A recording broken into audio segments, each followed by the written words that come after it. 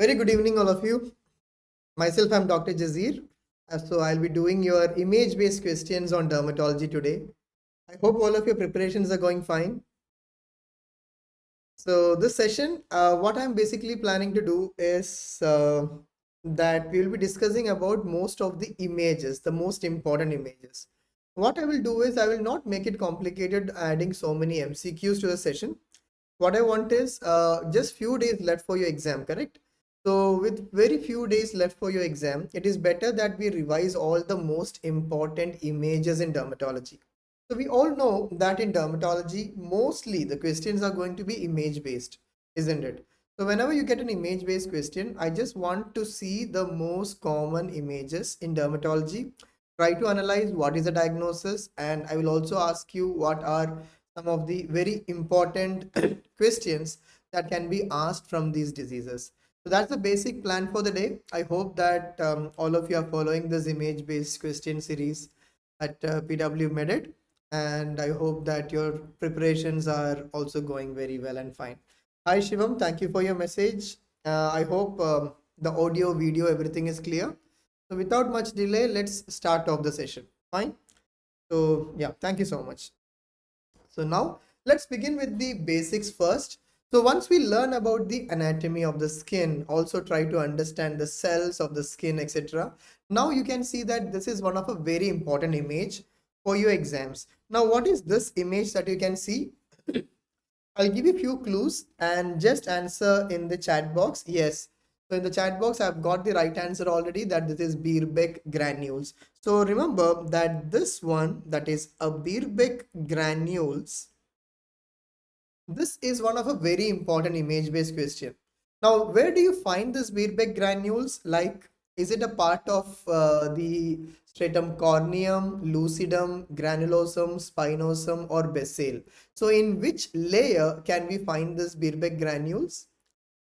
So, the layer where you can find is this is seen in stratum spinosum. Why stratum spinosum? Because it is in the stratum spinosum where we can find the Langerhans cells. Langerhans cells. Excellent. Whoever is answering, Bidisha, drug of choice, all of you are correct. So Langerhans cells. So once you do an investigation, now this kind of an image, can you expect this kind of an image in a normal microscopy or in an electron microscopy? Now answer this one as well. Normal microscopy or electron microscopy? The right answer should be electron microscopy. Electron microscopy. So remember, this is the first image-based question that we'll discuss today. That is electron microscopy image of a Langerhans cell, which is present in the stratum spinosum of the epidermis. So these are called as Birbeck granules. Now these Birbeck granules, what does this resemble to? Or is there one more name for this Birbeck granule? Anyone? So Shivam, Vidisha, all of you doing it right. Very good. Now, what is the other name for this Birbeck granule? So these are also called as tennis racket cells, isn't it? So this looks like a tennis racket. So we call it as a tennis racket cells. Excellent. So I hope that this concept is clear to all.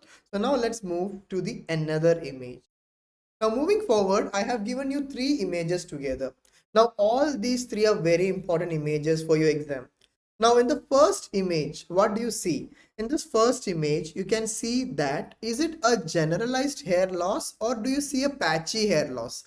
Circumscribed patchy hair loss, right? So this one is a patchy hair loss. Now seeing this image, what is the diagnosis? Yeah, your drug of choice, that's your name in YouTube. Yeah, that you're giving the right answer. Very good. So this is called as alopecia areata. So this is alopecia areata. So in alopecia areata, one of the important point is that this can lead to a patchy hair loss. Now what do you see in the second image? So in the second image itself has given you a clue, EMH. What is the full form of EMH? So here, this one is called as exclamation mark sign. Exclamation mark sign. So you can find an exclamation mark sign when it comes to patients of alopecia areata. Now, how does an exclamation mark look? It looks something like this, isn't it? So the ends of the hair is becoming very broad, and the hair that is nearby the scalp, this is going to be thin, and under a microscope this can be compared to a exclamation mark, so we call it as an exclamation mark hair. Now what about the last one? Is there any nail findings when it comes to alopecia areata?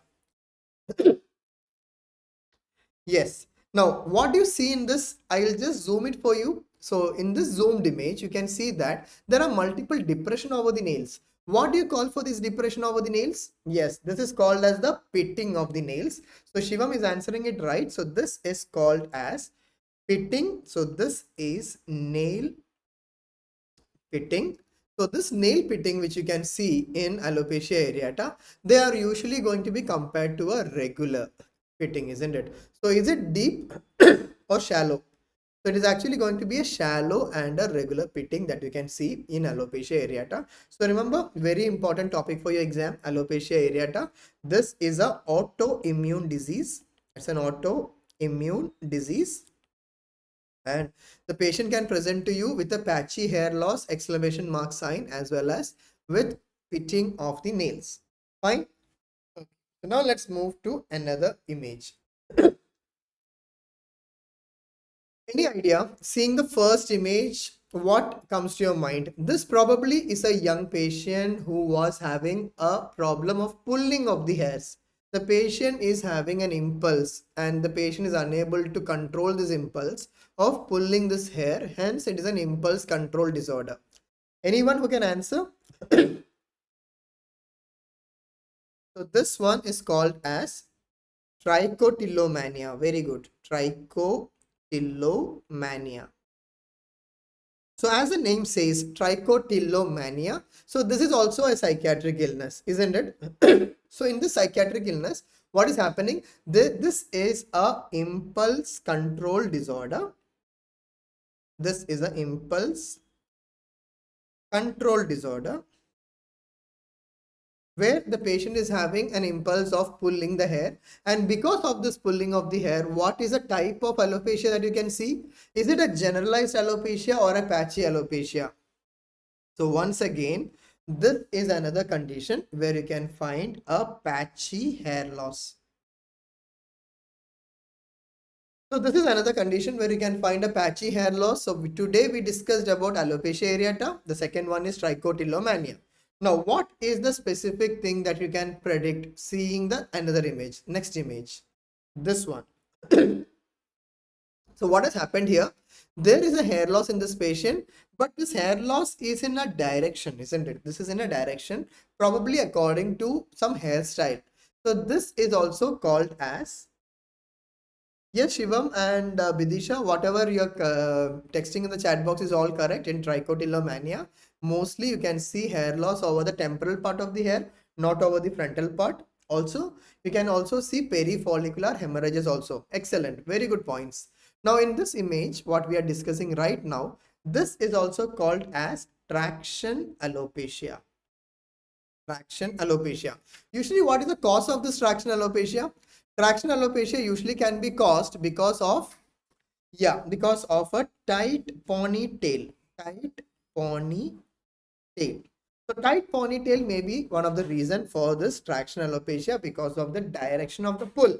So remember, if they ask you the treatment of a traction alopecia, the ideal answer should be a change of hairstyle. There should be a change of hairstyle. Moving to the next one. Now, what is this image?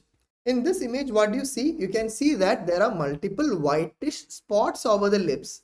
Now, is this whitish spots over the lips, does they require any treatment, or is this something that can be commonly seen? Now, who can answer this one in the chat box? Excellent. This is called as the Fordyce spots. So in Fordyce spots, when it comes to the MCQs, they are always going to confuse you, asking whether it is a disease of a eccrine sweat gland or a, uh, or a sebaceous gland, or what do you say? So sebaceous glands, sweat glands, What is it? Yes. So this is going to be a condition seen with ectopic sebaceous glands. Okay. Yeah, so if you have it on your lips, there is nothing to worry. The reason is this does not require any treatment. This is only the difference is that usually a sebaceous gland, it opens into a hair follicle, correct? Now, if the sebaceous gland is opening directly onto the surface of the skin, then this is called as an ectopic sebaceous gland. And an example of an ectopic sebaceous gland is a Fordyce spots. Now, before we go to the next image, let us also talk about one more thing, because every time we talk about the Fordyce spots, you should also remember about something called as Fordyce disease. Now, what is Fordyce disease? Fordyce disease is not a disease of a sebaceous gland. Instead, it is a disease of apocrine sweat glands. Apocrine sweat glands. Okay? So that's the disease of apocrine sweat glands. So in physiology, you must have already learned where do you find an apocrine gland. Apocrine glands can be seen within the axilla, over the areola, over the groin area, etc. So whenever you get a disease kind of a skin pattern over these areas, then you can suspect Fordyce disease. But this image what I have given you here today is going to be a Fordyce spots. This is an example of a ectopic sweat glands. Okay? So very good, Kamal. All of you are answering. Kamal, Bidisha, Shivam. So excellent. Now let's go to the next one. Another very important topic when it comes to the FMGE exam. Now what is this? The common diagnosis when you see both these images together. What's a common diagnosis? Common diagnosis. Drug of choice. Common diagnosis. I agree. The first image is a comedone. The diagnosis should be acne vulgaris. Acne vulgaris. Now, what happens in an acne vulgaris is that the patient can present to you with so many different types of lesions, isn't it? So, the patient can present to you with a comedone, with a papule, with a pustule, or a nodule, or a cyst. So, all these different types of presentation is possible when it comes to acne vulgaris or pimples.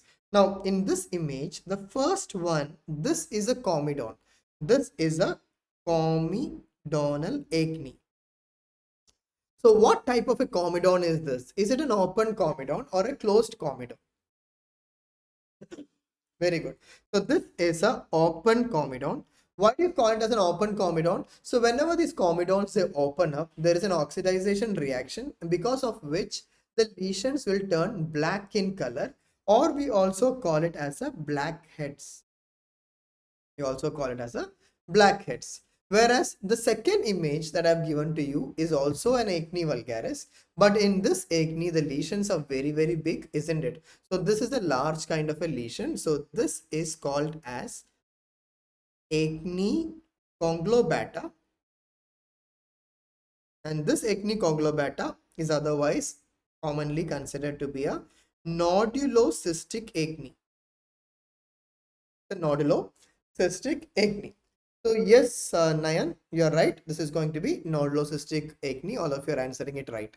Okay, so these are the different types of acne. Remember, overall, in the case of acne vulgaris, what is a common drug of choice?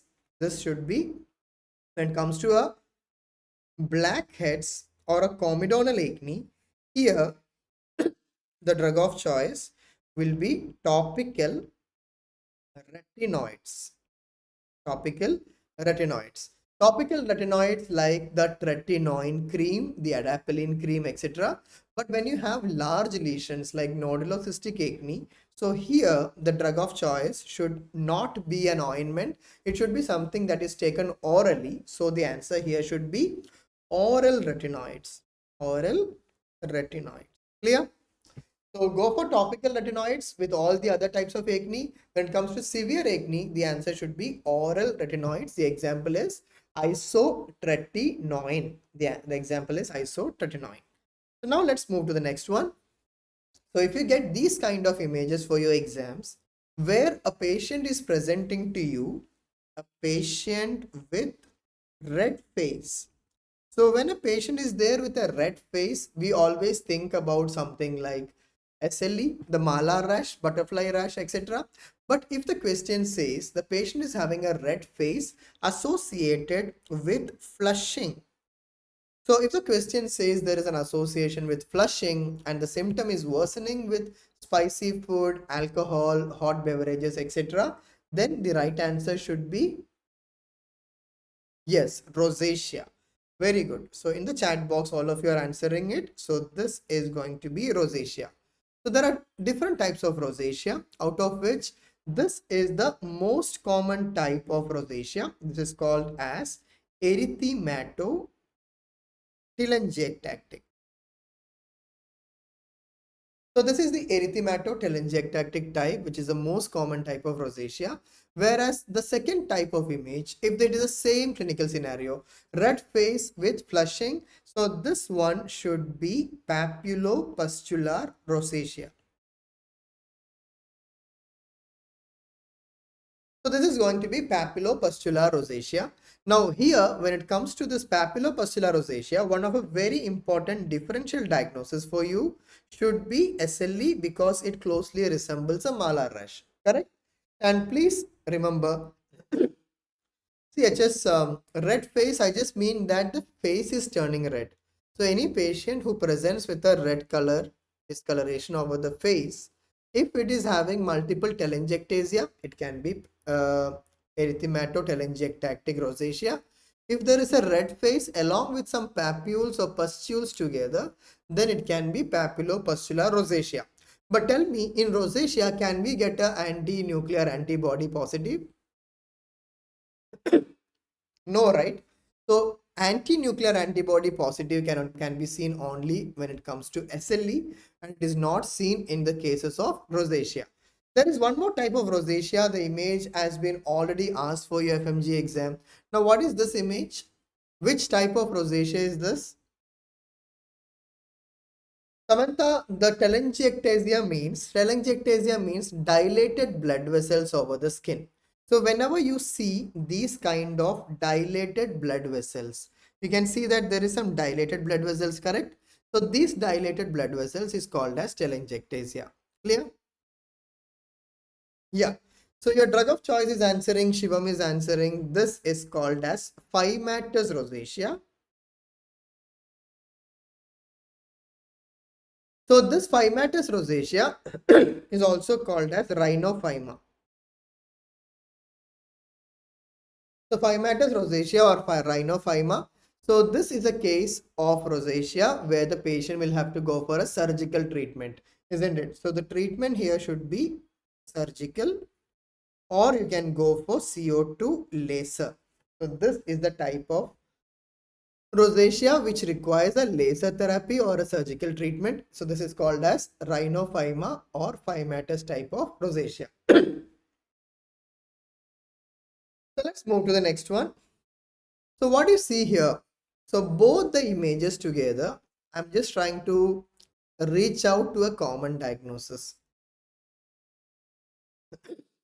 What is the common diagnosis? Shivam is asking how to differentiate between a milia and a closed comedon. Very good question, Shivam.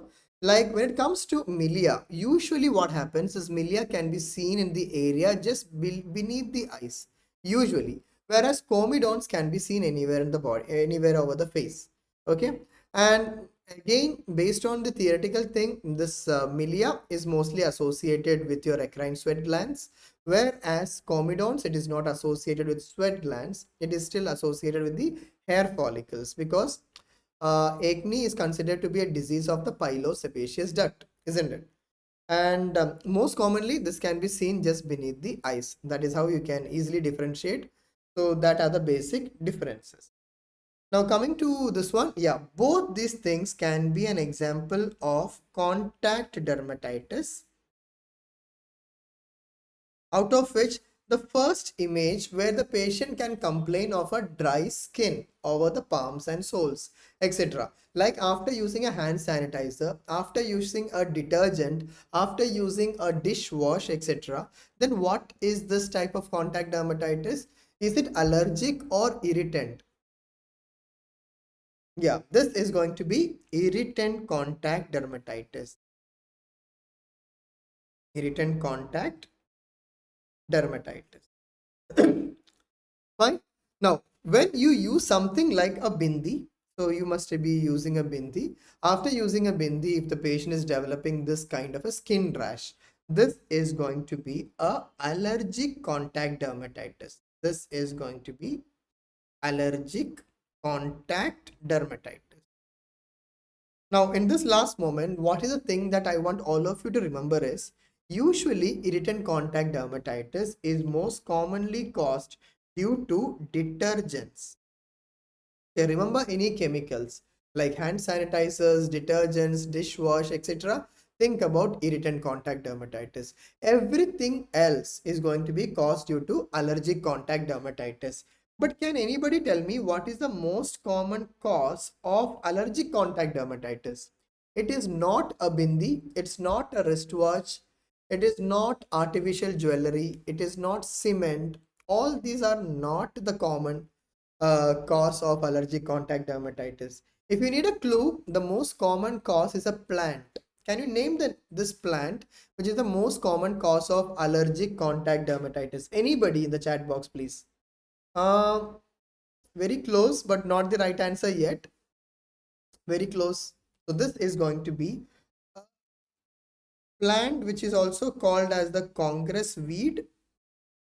It is also called as Parthenium hysterophorus.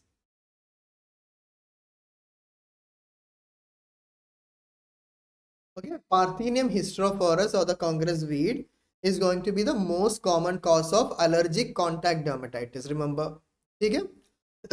That. So now let's move to another very important image. You see this kind of an image for your exam. This diagnosis should come to your mind. What is the diagnosis? All of you, what is the diagnosis? Because this is a topic which is very important. One question is for sure for your FMG exam.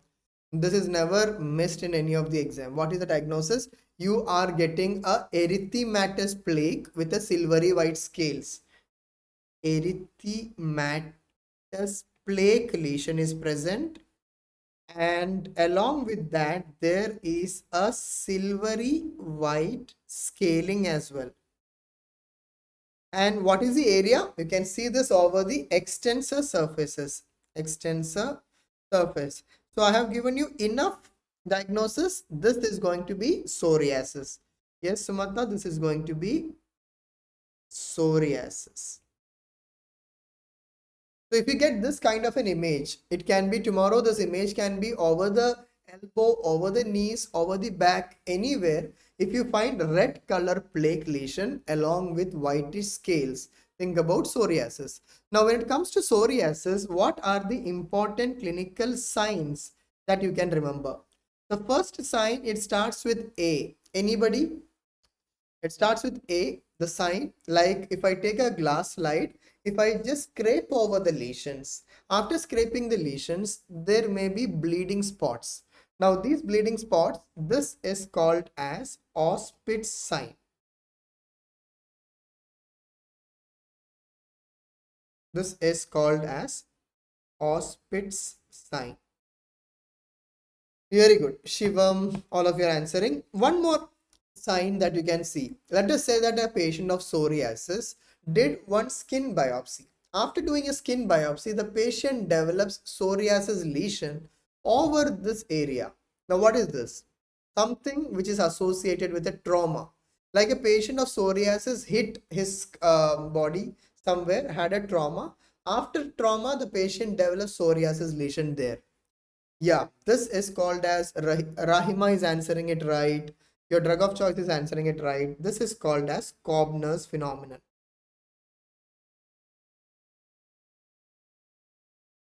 So remember that there are three diseases where you can find Koebner phenomenon. So these diseases are like LVP. Remember it as lichen planus. Remember it as vitiligo. And the last one as psoriasis. So all these three diseases can show Koebner phenomenon, that is appearance of new skin lesions at the site of trauma.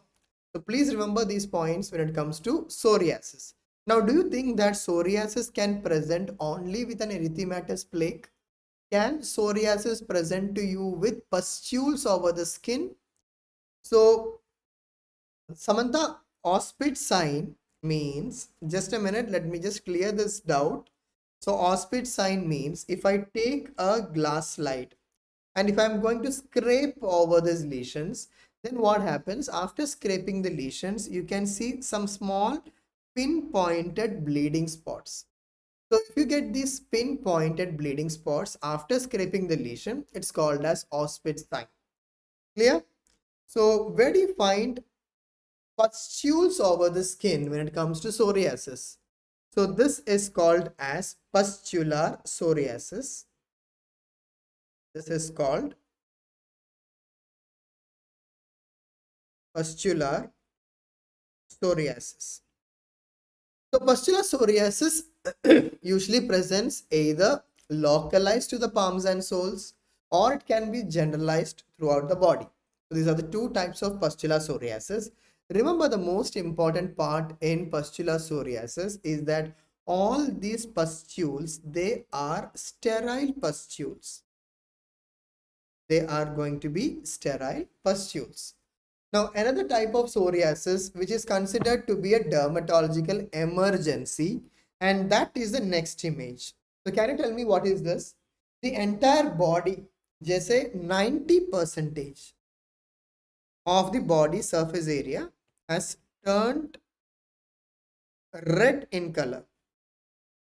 So, when more than 90% of the body surface area turns red, this is considered to be a dermatological emergency because the patient can go into a high output cardiac failure as well.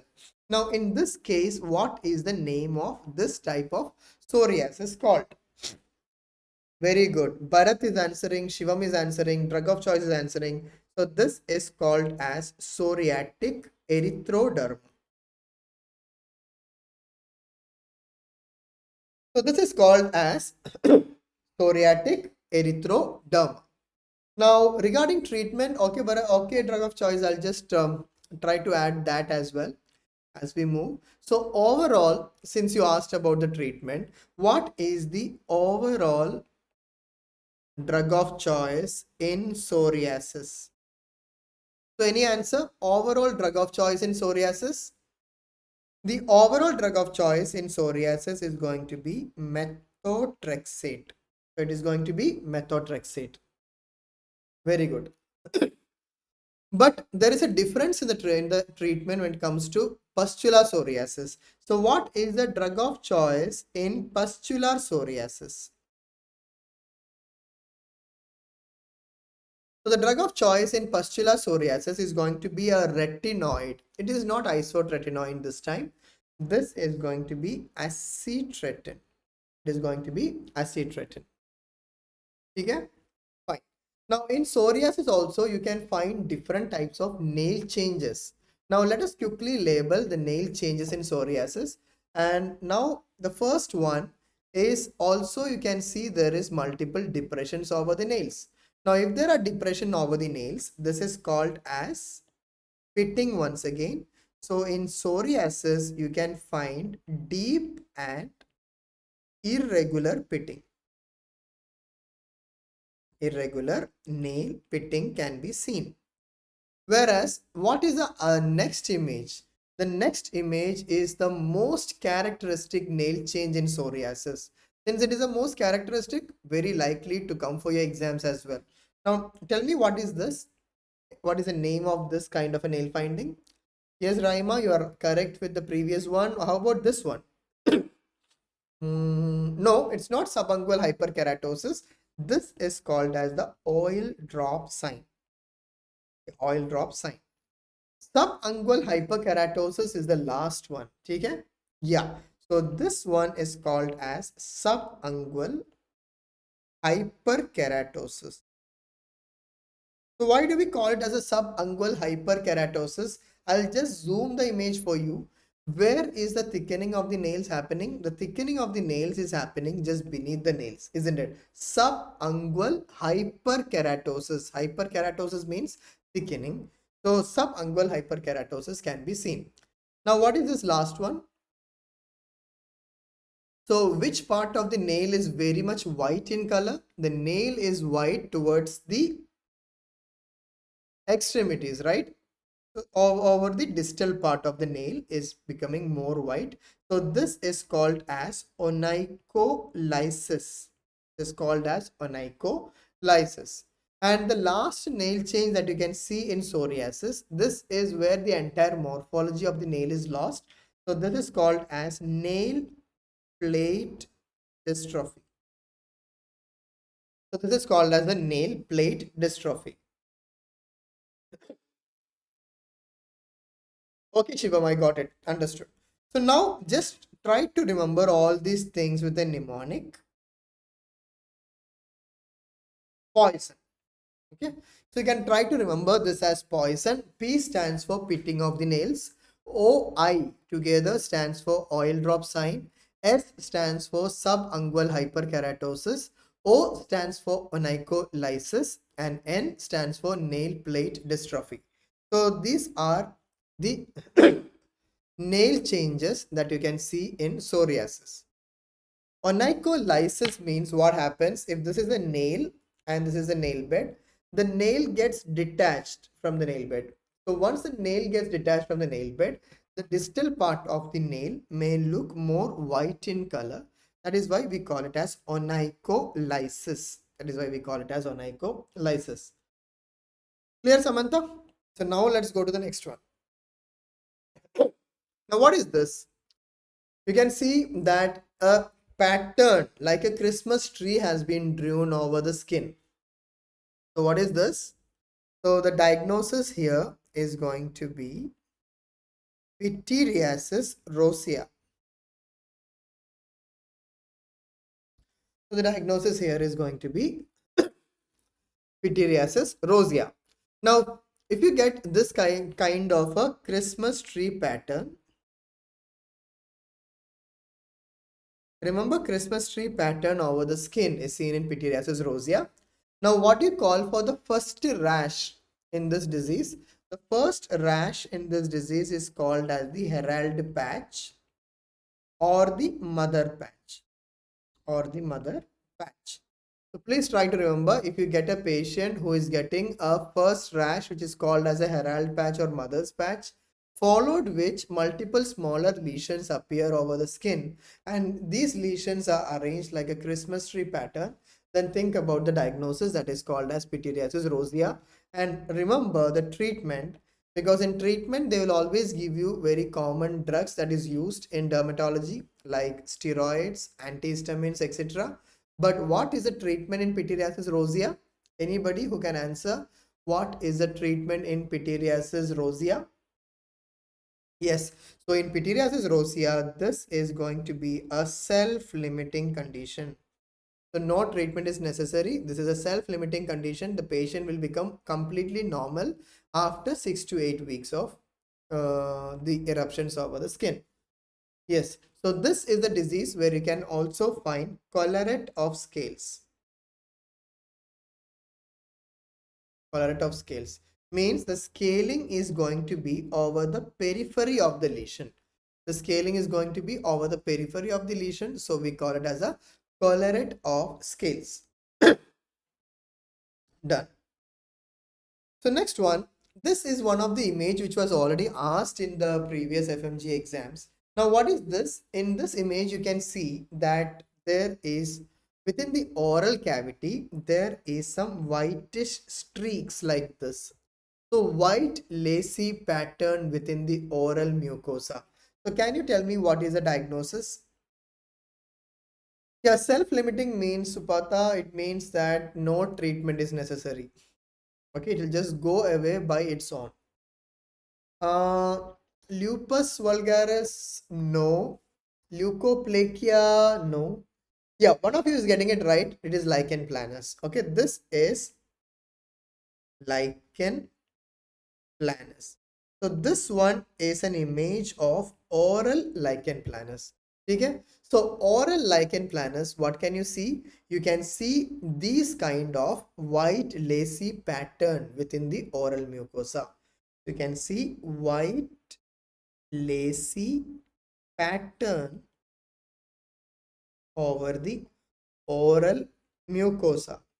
And I told you that this was asked in the FMG exam previously. Why is this oral lichen planus asked? The reason is this is a pre-malignant lesion.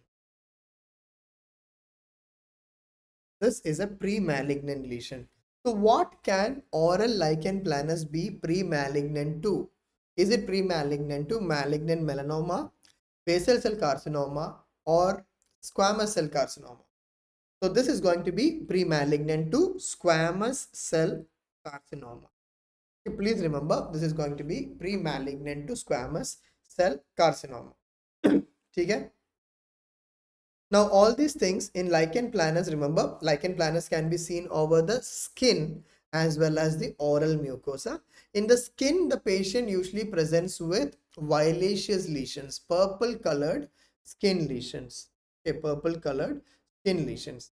Yes, here what could be the trigger should be these kind of artificial teeth that has been used. Agree with Shiva. Now let's go to another one. Now see this image. I'm just zooming the image for you. What do you see here? So there is a patient who is having some edematous lesions within the skin. So erythema can be seen, some edema beneath the skin can be seen. So what is the diagnosis? So this one is called as urticaria. So whenever you see edema beneath the skin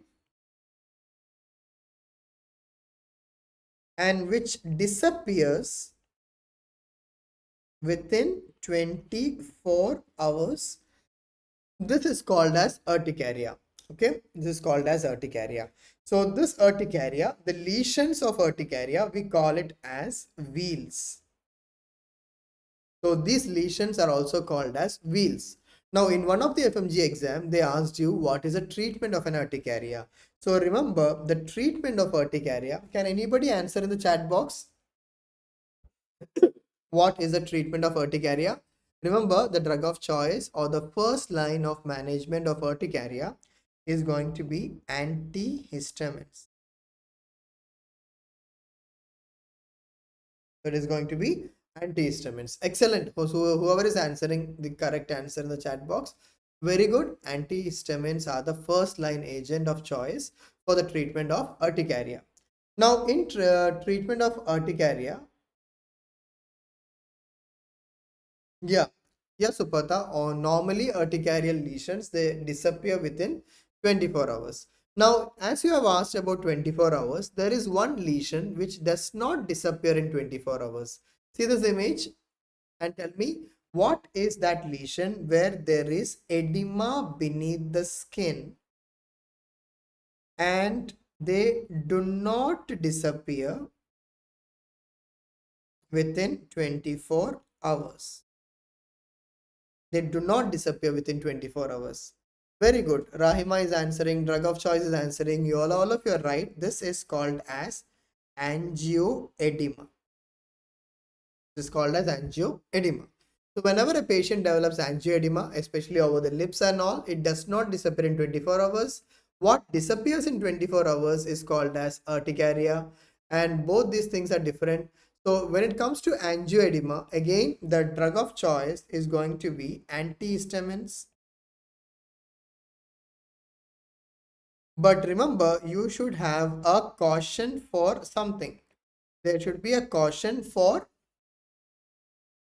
I see. So you have sympathetic or cholinergic urticaria.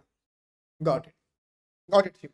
So what happens when it comes to angioedema? There should be a caution because the patient can collapse with a fall of BP, increased pulse rate, and breathing difficulty. What is the diagnosis? Yeah, there can be anaphylaxis. There can be anaphylaxis. So in case the patient develops anaphylaxis, what should be a drug of choice? Anaphylaxis can be treated with, anaphylaxis can be treated with adrenaline or epinephrine, isn't it? Anaphylaxis can be treated with adrenaline or epinephrine. Very good. So by pruritus, I mean itching. Okay, Supata. Pruritus, I mean itching. So now let's go to the next important image. This is also one of the image which was asked. So in case you get a image something like this, what do you see in this image? You can see that there is a depigmented skin lesion. Now, is this lesion crossing the midline? So if I draw a line like this, is the lesion crossing the midline? No, the lesion is present within one side only. So it is probably distributed along a dermatome. So which type of vitiligo is this? Very good. All of you are answering it right. So this is called as segmental vitiligo. So this is called as segmental vitiligo. Whereas which type of vitiligo is this one?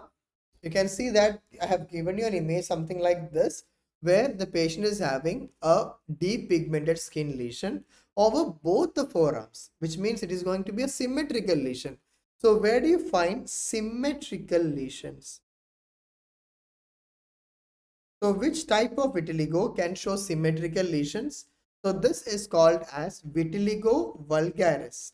This is called as vitiligo vulgaris. So please remember, the most common type of vitiligo, which is called as vitiligo vulgaris, will show symmetrical skin lesions. Now, in which type of vitiligo can you get almost 90% of the body surface area involved? Yes, Karthik. That is right. Now where do you find almost entire body becomes depigmented because of vitiligo? So this type of vitiligo is called as vitiligo universalis. So this is called as vitiligo universalis when more than 90% of body surface area turns depigmented. Turns depigmented. Now quickly tell me, in all the types of vitiligo, what is our drug of choice in vitiligo? The clue for you is that vitiligo is an autoimmune disease. So based on autoimmune disease, obviously the drug of choice should be steroids. But if I ask you what is the topical agent of choice, topical agents. So topical agents, remember, it is going to be tacrolimus or hemacrolimus. So these are topical agents which can be used as a drug of choice when it comes to vitiligo. Other than that, we can use other immunosuppressive agents like cyclosporin, azathioprine, steroids, etc. Okay, these are immunosuppressants can be used. So moving to the next one, you must have learned this with surgery or medicine, etc. So there is a patient who is having intestinal polyps. Along with intestinal polyps, there are multiple black or dark brown macules over the face and oral mucosa. So can you answer this one? Yeah, Kamal is answering, Karthik is answering, Pradeep, Predator is answering, drug of choice is answering. Very good. So this one is called as Peutz-Jeghers syndrome.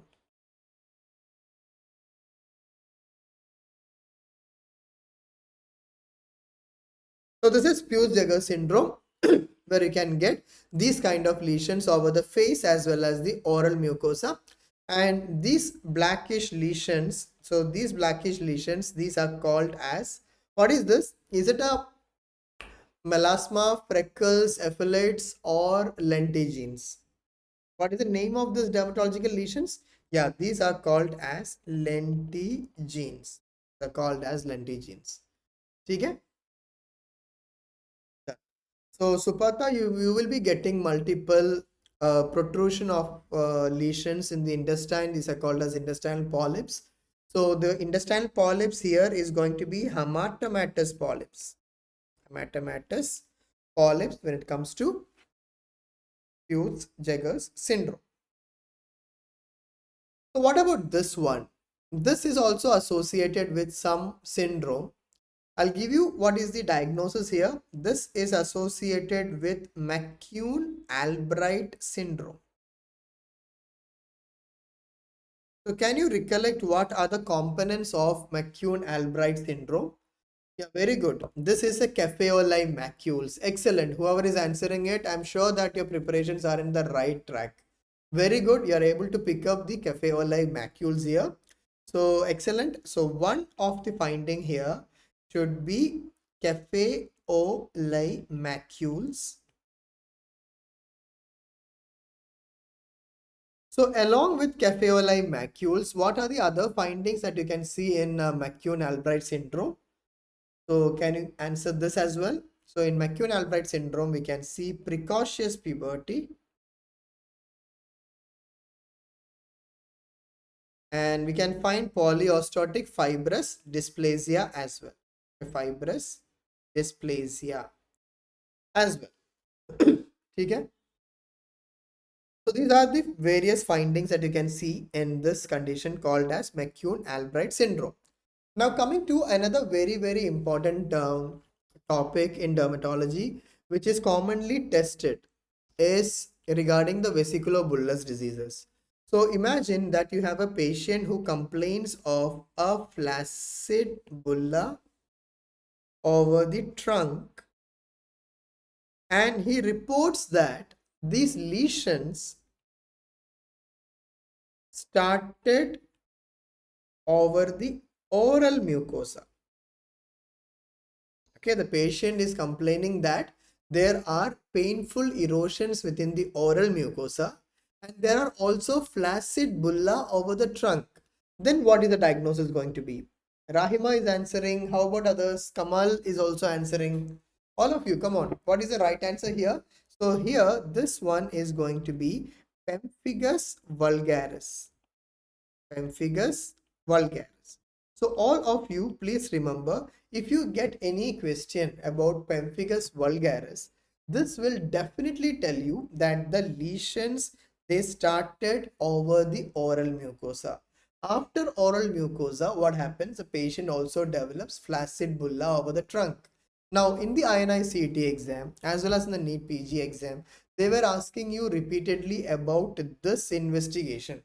Now, what is the name of this investigation? Because in INI-CET exam, they asked you a very direct question. What is the name of the investigation that is done for the diagnosis of dermatological diseases? Giving this image. What is the name of this investigation?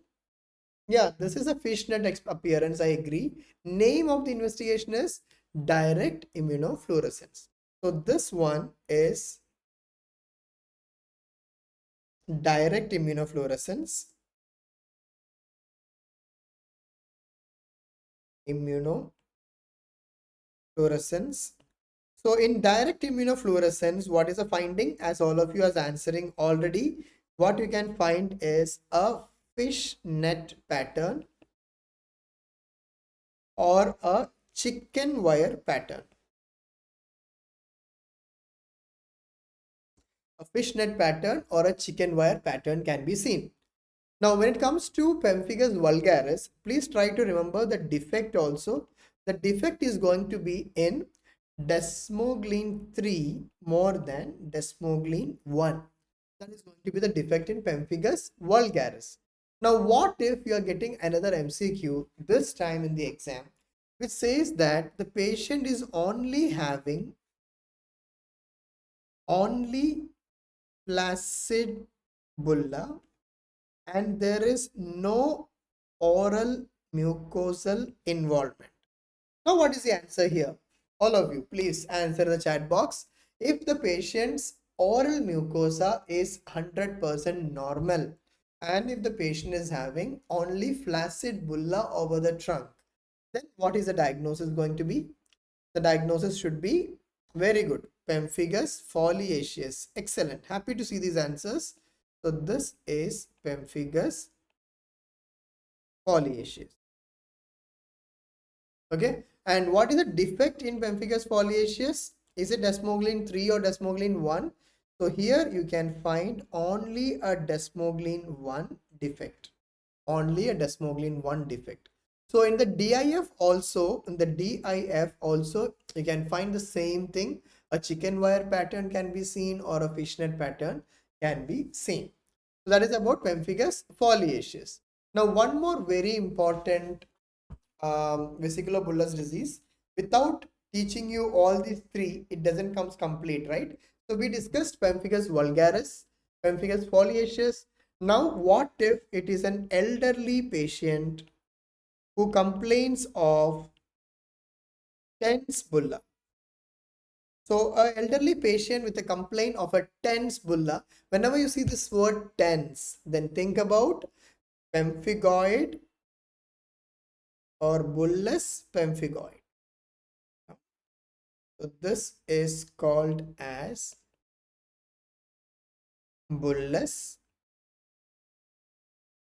pemphigoid.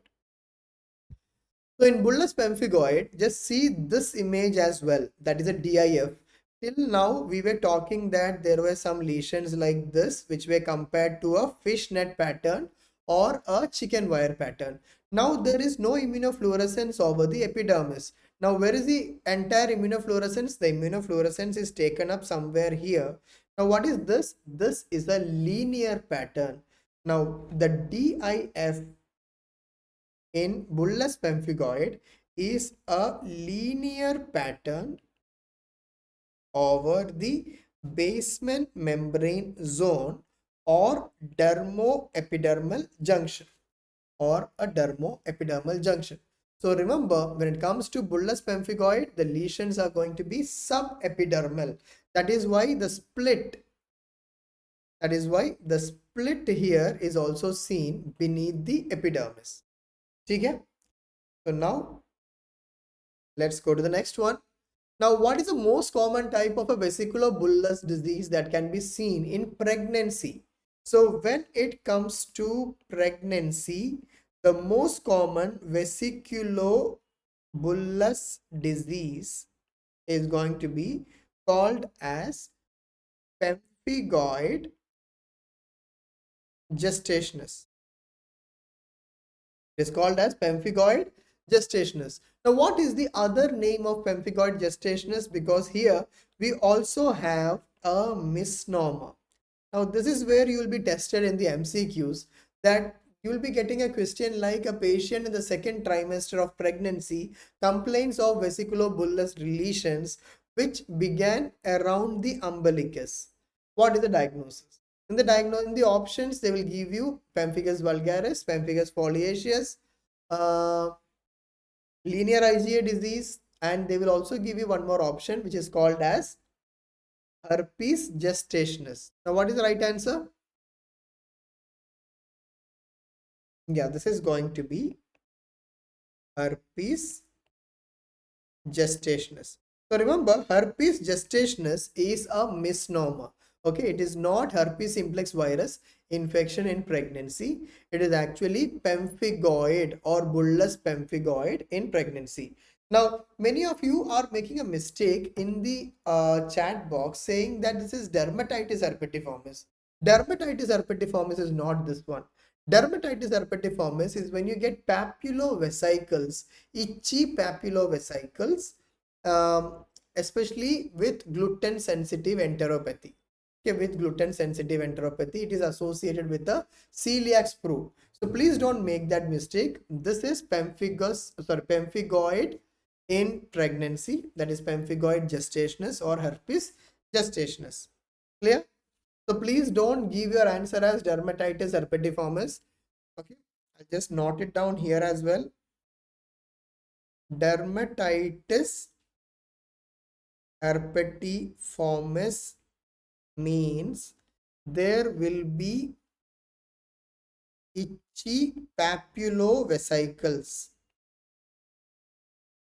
There would be itchy papulovesicles, and this is associated with celiac sprue.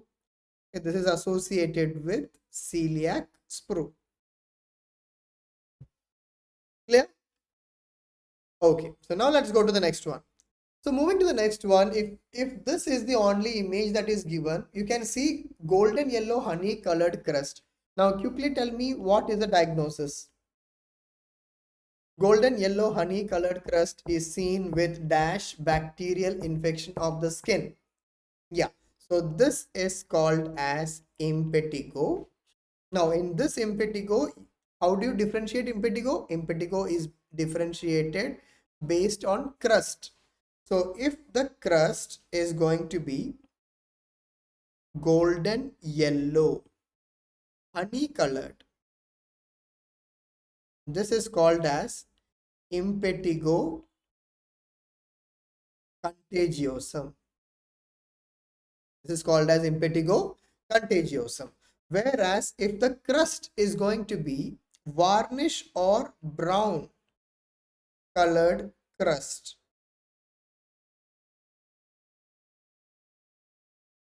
then this is called as bullous impetigo.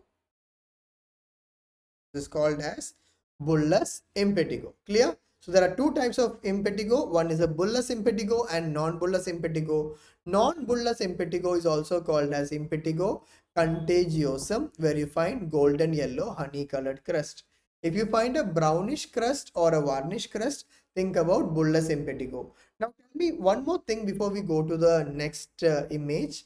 Now based on this image, what is the most common causative organism? So remember, in non-bullous impetigo, this is more commonly caused due to streptococcus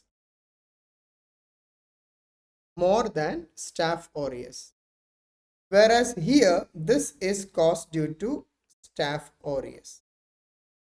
So bullous is caused due to staph aureus. Non-bullous is more commonly caused due to streptococcus. Is it clear, Mr. Predator, Rahima, all of you? Okay. Now let's go to another one. If you get an image-based question along with a clinical case that there is a patient who complains of fever plus chills plus inflamed skin, and you see an image something like this, what is your diagnosis going to be? Fever and chills, toxic look in the patient, and you see that that part of the skin has become really inflamed, red in color. There is a rise of temperature, etc. Yeah, Rahima is answering it right. Kamal is also answering it. Karthik is answering. Drug of choice is answering. Excellent. So this is called as cellulitis. It's going to be called as cellulitis. Okay? And in the case of cellulitis, this can be caused either due to streptococcus or it can also be caused due to staph aureus as well. And this is all about cellulitis. Now, this one is another image. Again, a very probable question that can be asked. Like if there is a child who complains of massive peeling of the skin. The question is child with massive peeling of the skin, and importantly there is no mucosal involvement,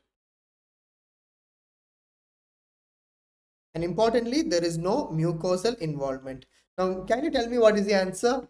Excellent. So in the chat box all of you are answering it right. So this is called as staphylococcal scalded skin syndrome. This is 4S. So there is some bacterial toxins that is released by staphylococcus into the blood, and a child can come to you with massive peeling of the skin. There is no mucosal involvement. There can be fever along with excessive crying as well. So this is called as staphylococcal scalded skin syndrome. So you start on an antibiotic, then the staphylococcal scalded skin syndrome can be taken care. So this is a bacterial toxin mediated illness. Now this one which we discussed just now, that is 4S, is because of staphylococcal toxins. Now what do you call when there is a streptococcal toxin mediated disease? So this one is an example of streptococcal toxin mediated disease. Now can you tell me what is this one? This is not toxic shock syndrome. I agree, toxic shock syndrome can also be associated with streptococcal toxins. But this image where you get a bright red rash over the trunk of the patient, so this is going to be scarlet fever. So imagine that there was a child who had a streptococcal sore throat. It was not treated properly, and the patient can go into scarlet fever, which is a streptococcal toxin-mediated disease. Now, what is the type of tongue that you can see in a scarlet fever? Anyone in the chat box? The type of tongue which is possible, which can be possibly seen in a scarlet fever. Very good, Kamal. This is going to be called as the strawberry tongue. Going to be called as strawberry tongue. So you must have learned that strawberry tongue can be seen in Kawasaki disease as well.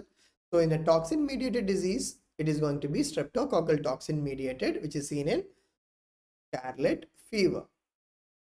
Now this thing does not require any question in the MCQ. If you get this image for your exam, this itself is a spot diagnosis. I'm just zooming it for you.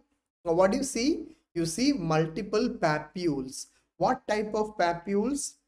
Dome shaped umbilicated papules. So this is dome shaped umbilicated papules. So when you get dome-shaped umbilicated papules, yes, predator, no need of a question mark, you are right. What is the right answer? Yeah, drug of choice is also answering. This is called as molluscum contagiosum.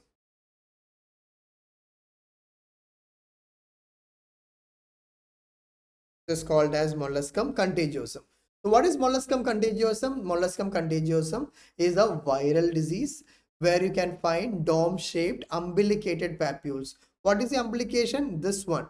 This one is called as a central umbilication, which can be seen. Now in this disease, if you just excise a part of the skin and examine under the microscope, there is a very important histopathological finding. What is the histopathological finding called? Yes, this is called as the Henderson-Patterson bodies. So these are inclusion bodies, which is called by the name Henderson-Patterson bodies. Now I want all of you to answer. There is one more very important phenomenon which can be seen in molluscum contagiosum, which is very obvious in this image as well. I'll give you a clue. There is one lesion followed by the other, followed by the other, followed by the other. One lesion after the other because of auto-inoculation of the virus. So what is the name of this phenomenon? Anyone answer this name of this phenomenon? Yes. So Shivam, Kamal, all of you are answering it right. So this is called as pseudo Cobner phenomenon. The pseudo-Cobner phenomenon can also be seen because there is an auto-inoculation of the virus, because of which new lesions were developing. So a few while ago, we discussed about Cobner, which can be seen in 3 diseases: LVP, lichen planus, Vitiligo, and Psoriasis. Now this one is pseudo-Cobner, which can be seen in viral diseases, including molluscum contagiosum, viral warts, etc. Clear? So moving to the next one. So just now I spoke about warts, and these are warts that you can see in the screen right now, isn't it? So these are viral warts. Viral warts. So just a minute, Rahima is answering how do you differentiate between cellulitis and erysipelas. See Rahima, erysipelas will be having a very sharp border, usually seen over the face and all, whereas cellulitis will be having a ill-defined border. That is how you can clinically differentiate both, whereas erysipelas is exclusively caused due to streptococcus, whereas cellulitis can be either strepto or staphylo. So coming to next one, yeah, viral warts is caused due to human papilloma virus. So every time when they ask you regarding warts, they usually ask you about genital warts. So this is another very important topic for your FMG exam. So what do you call for genital warts? We call it as condyloma acuminata. So this is called as condyloma acuminata. Anisul, we can find pseudo-Cobner phenomenon in molluscum. A pseudo-Cobner. I think I've written it right. Yeah, pseudo-Cobner phenomenon in molluscum contagion. So coming to this genital warts, see, remember this is a very important topic, repeatedly asked for your exams, very, very frequently asked. So condyloma acuminata, which type of HPV can cause this one? This is caused due to 6 and 11. So the 6 and 11 both are considered to be a low risk subtype. So both are considered to be a low risk subtype. And coming towards the treatment part, the treatment of this condyloma acuminata. So anyone, it can be treated with, don't answer 1618. 1618 is associated with the high risk. 1618 is associated with cervical cancer as well. Okay, so I hope no issues. Yeah. So this one, don't go for excision initially. So the first line would be podophyllin or imiquimod. Okay, so podophyllin or imiquimod would be the first line of agent for the treatment of condyloma acuminata or genital warts. Clear? Moving to the next one. If you see a group of vesicles like this, group of vesicles in an erythematous base, what is the diagnosis? Spot diagnosis.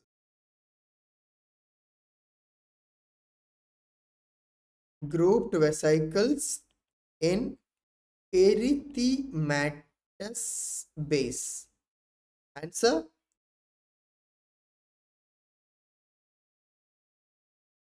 Anyone? So this is going to be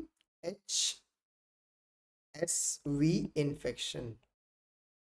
Okay, herpes simplex virus. So how does herpes simplex virus present to you? In case you find a group of vesicles over the face, over the trunk, over the hands, anywhere in the body, grouped vesicles, think about viral infection. And which viral infection?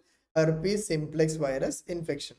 Now somebody was asking, Shivam is asking like how to differentiate between herpetic, Whitlow and dyshydrotic. I'll just note it down here. Herpetic, Whitlow and dyshydrotic eczema. Remember, herpetic Whitlow means this is HSV infection. So you will have painful vesicles over the palms. Okay. Whereas in dyshydrotic eczema, eczema means allergy. So you will be having a itchy vesicles over the palms. So that is the difference between a herpetic Whitlow and dyshydrotic eczema. Is it clear? Okay. So moving to the next one. So if you get a child, so the next question here is going to be a child who presents with complaints of fever along with rash over the trunk. So when you examine the overall rashes over the trunk, you can find that there is a vesicle which resembles a dewdrop on a rose petal. So there is a vesicle which resembles a dewdrop on a rose petal. Now what is the correct answer here? It's not measles. So if you just see the image, it may be looking like a measles because in measles you get a maculopapular rash along with fever, cough, coryza, even conjunctivitis. Now I mentioned here that there is a vesicle. In measles there is no vesicle. So here the right answer would be chicken pox. The right answer should be chicken pox. Now, what do you call for the reactivation of the chickenpox virus? That is a reactivation of varicella virus. Yes, varicella zoster. So this is how the reactivation of varicella virus looks like. So in the reactivation of this varicella virus, again, what do you see is that is the, yeah. So these are itchy lesions with peripheral scaling and central clearing. All these are the options that I've given. So based on all these clues, what is the diagnosis that comes to your mind? Anyone? So the diagnosis here is going to be what we call usually as a ringworm, isn't it? So what is this? This is a ringworm, which we commonly call as Tinea corporis. It's commonly called as Tinea corporis. So just one mention about the treatment part. What is a drug of choice in Tinea corporis? So all these dermatophytic infections, the drug of choice is going to be terbinafine. This is going to be terbinafine. That is going to be the drug of choice when it comes to tinea. But there is one thing that you have to remember, that in all the types of tinea, the drug of choice is terbinafine, but except in the infection of the scalp. So when it comes to tinea capitis, the drug of choice is not terbinafine. Instead, please try to remember that the drug of choice here is going to be griseofulvin. The drug of choice is going to be griseofulvin. Now, based on this one image, can you tell me what is the diagnosis? This is a type of tinea capitis. The options are Kirion, Favors, black dot, gray patch. So what is this? Based on this image, what is the diagnosis? This one is called as the Kirion. This one is called as the Kirion. So remember, in tinea capitis, the drug of choice is going to be griseofulvin. Now talking about genital discharge disease. So in most of the cases in the exam, they usually ask you either a genital ulcer disease or they can ask you regarding a genital discharge disease. So where do you find a curdy white discharge? So curdy white discharge is associated with which infection? Is it bacterial or fungal? If it is fungal, then which fungus? So here the right answer should be vulvovaginal candidiasis. So here the right answer should be vulvovaginal candidiasis. Clear? Now another type of a fungal infection which has to be discussed because it's a very common type of a fungal infection, which is called as Pityriasis versicolor or Tinea versicolor. So if you get a question about Pityriasis versicolor means different colors. Different colors means it can be either hyperpigmented or hypopigmented.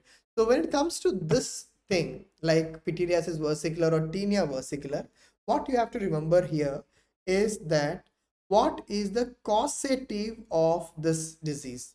The causative is a fungus which is called as Malassezia perfor or sometimes Malassezia globosa. So that is going to be the causative here. Okay.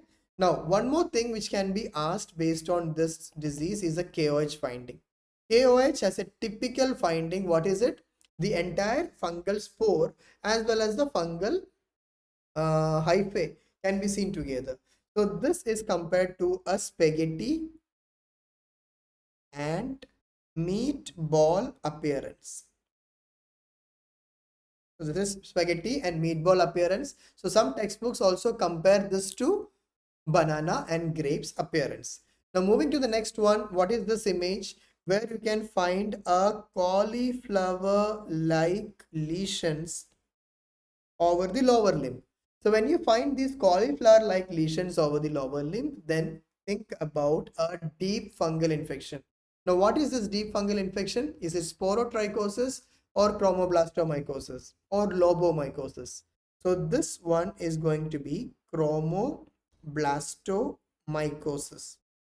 So in chromoblastomycosis, try to remember what is a histopathology finding. The histopathology finding is a copper penny bodies as well. Copper penny bodies can also be seen. Now for almost all of your FMGE exam, this is one of a repeated question. Like there is a farmer with a swollen foot and they're giving an image like this. So farmer with a swollen foot, what is the right answer going to be? So this is going to be mycetoma or Madura foot. Mycetoma or Madura foot. So please remember, this is about mycetoma. Now coming to one of the genital ulcer disease, where you get a very clean looking ulcer, just like what you can see in this image. So this one should be a syphilis ulcer, because in syphilis, this is considered, the primary syphilis is considered to be a silent disease. Since it is a silent disease, you get a painless genital ulcer along with a painless lymphadenopathy. So remember, painless ulcer and a painless lymphadenopathy in any of the MCQs which shows a genital ulcer, then think about syphilis ulcer. Now this is another very important image for your exam, because almost every FMG exam has this image being repeated. Now what is this? Now where you can find something like a necklace. So this is pellagra or vitamin B3 deficiency. And this image, which is almost always asked for your exam, this is called as, what is it? This is called by a typical name. This is called as Kezel's necklace. So this is called as a Kezel's necklace. Okay. So moving to the next one, which is again a very important image based questions from dermatology. So this is about leprosy. Okay, so whenever the patient is presenting to you with a hypopigmented rash along with a sensory deficit, this is called as leprosy. Should be categorized as leprosy. So in leprosy, what happens in TT type, we can get a saucer right way up appearance, whereas which is a type of leprosy where we can get some small lesions outside the main lesion. So this is BT type. So in the BT type of leprosy, what is the lesions called? These are called as satellite lesions or pseudopodia can be seen. And where do you find these kind of lesions in leprosy? So earlier it was saucer right way up. Now when you see a saucer, inverted saucer appearance, this is seen in BB type of leprosy, where there is a inverted saucer appearance. There is an inverted saucer appearance. Okay? Now, the other types of leprosy, out of which this can be considered as a borderline lepromatous type of leprosy. But very important for your exam is the lepromatous type of leprosy. Now, what happens in lepromatous type of leprosy? What is the name of this type of a face? So this type of a face is called as leonine facies. Is called as a lion-like face.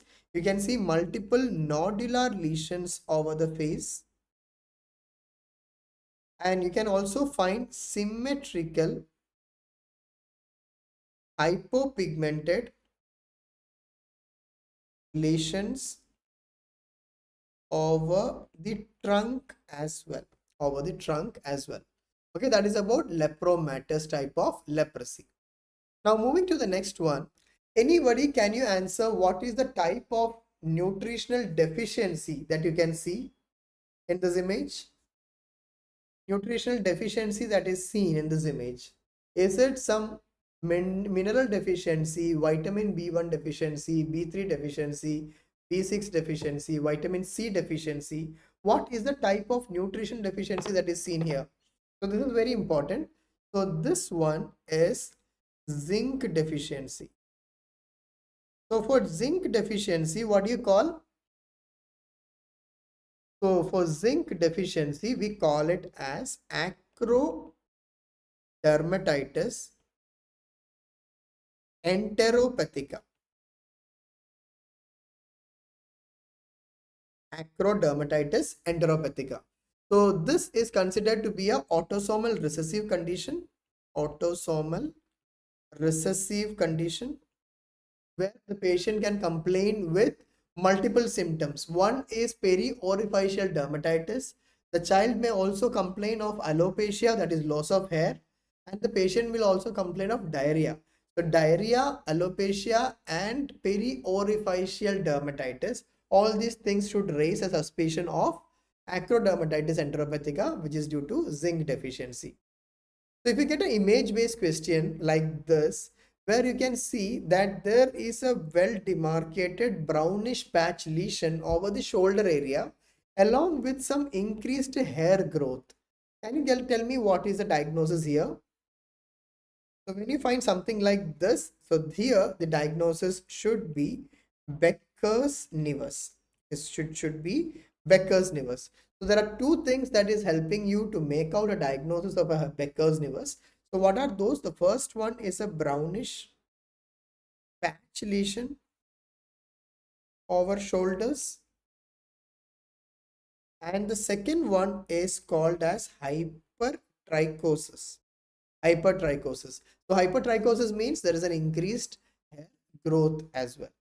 How about this one? If you get this kind of an image where there is again a unilateral red color, and what is this? This looks like somebody has spilled, sorry. So this looks like somebody has spilled a Portuguese red wine over the face. So that's a clue for you. What is this called as? This is called as the port wine stain. So this is called as the port wine stain, where you get a unilateral reddish discoloration over the face. So this is actually present since birth, and it may persist throughout life.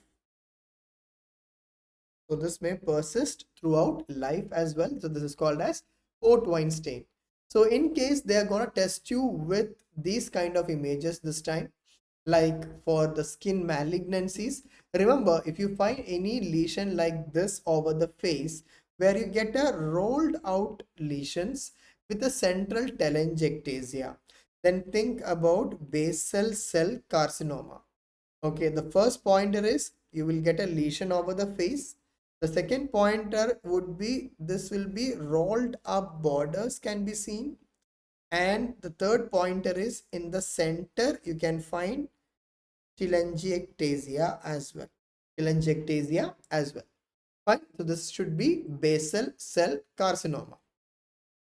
Now, if you get any question saying that a patient has taken a drug, after taking a drug, a hyperpigmented lesion is developed over the skin, especially over the genitalia or sometimes lips.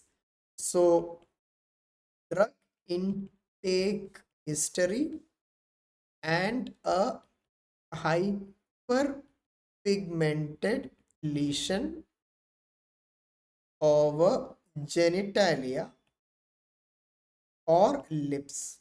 So if this is going to be the clinical scenario, then your answer should be fixed drug eruptions.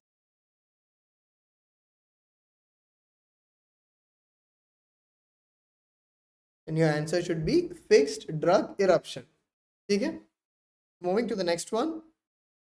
Earlier we saw that there is a child who presents to you with massive peeling of the skin, but there is no mucosal involvement and the child was having fever. What was the answer there? There our answer was staphylococcal scalded skin syndrome. Now coming here, here the answer is something different. The presentation would be an adult patient with a history of drug intake is presenting with massive peeling of the skin along with the involvement of mucosa. So along with the involvement of the mucosa, so adult, history of a drug intake, massive peeling of the skin, involvement of the mucosa, involvement of the mucosa. Think here. So at this case, your diagnosis would be Steven-Johnson syndrome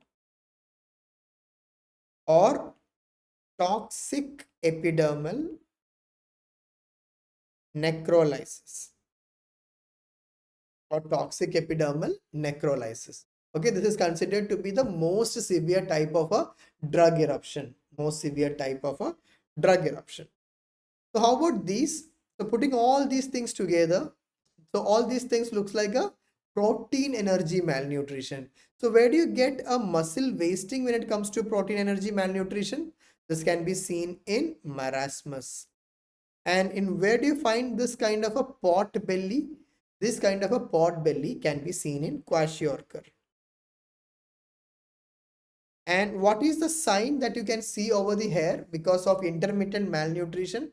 So because of intermittent malnutrition, the sign that you can see in the hair is called as the flag sign. Flag sign, which is seen in kwashiorkor. Done? So now let's move to the next one. So in this one, you can see that the patient is having a very, very dry skin, isn't it? So these kind of a dry skin where we can compare it like a fish like scaling of the skin. So this one is called as ichthyosis vulgaris. So this is called ichthyosis vulgaris, where the patient would be having a very, very dry skin, which resembles like a fish-like scaling. Whereas the most severe type of ichthyosis is going to be this one. This is going to be the most severe, where almost the entire skin itself has not formed properly. And what do you call for this kind of a baby? It can come to you like just like a spotter. See this image? Name the baby. So what is the name of this kind of a baby? This is going to be a Harlequin fetus or Harlequin fetus. Next one, let's talk about some of the investigations. Sometimes they may ask you regarding investigation. In the last FMG exam, they asked you the same thing. Now, what is this investigation? This investigation is called as the Woods lamp. So this investigation is called as the Woods lamp. So once you use a Woods lamp, you get a colored fluorescence from the skin. So this kind of a coral red fluorescence.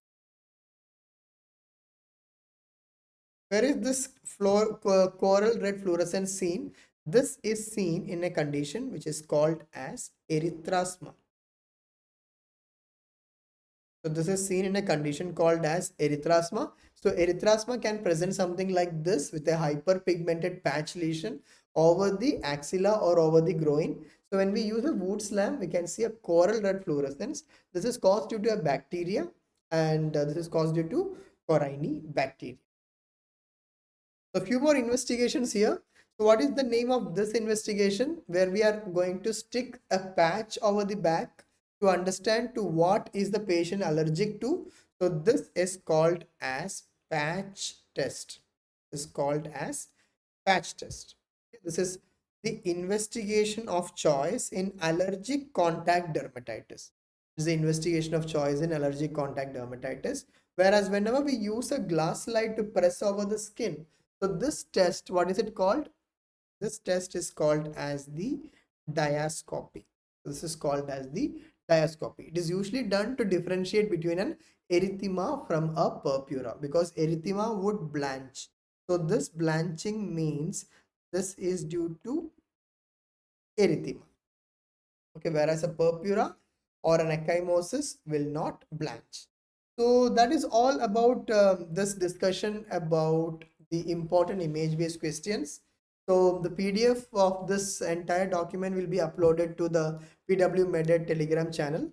And I hope that the session was useful to all of you.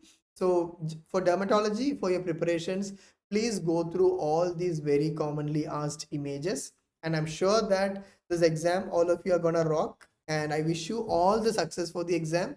And please stay in touch. And if there is anything, feel free to reach out to us. So we'll be helping you with any of the problems that you may face with the subject. Thank you so much.